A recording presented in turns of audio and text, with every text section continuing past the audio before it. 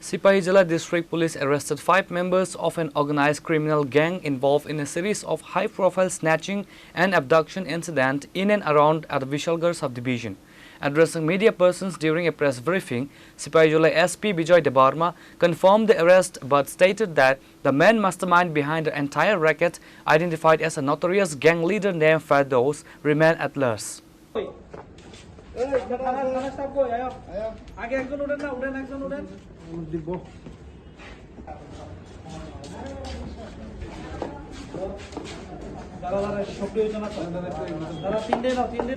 SP Bijoy Debbarma stated that during initial interrogations, the arrested individuals confessed to working directly under their leader instruction, revealing a well-planned network tracking vulnerable commuters and business owners. The district police chief assured that multiple specialized anti-crime units have been deployed and a statewide manhunt has been launched to capture the fleeing kingpin.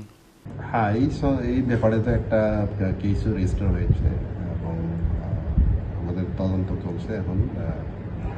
এটাতে এখন অবধি 5 জনকে আমরা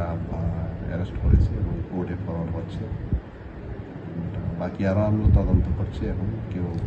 ওই দিনের ঘটনার অভিযোগকারীর অভিযোগ ছিল যে গাড়ি ব্যবহার করা হয়েছিল এবং আগ্নেয়াস্ত্র ছিল স্যার কি রিকভার হয়েছে এখন পর্যন্ত এখন অবধি তো এই দুটো গাড়িরই আমরা নিয়েছি এবং যে গাড়িটা অ্যাটাক করা হয়েছে এবং যে গাড়ির মাধ্যমে অ্যাটাক করেছে যেটা নিয়ে গাড়ির কথা বলেছে ওইটাতেই আমরা এখন অবধি করেছি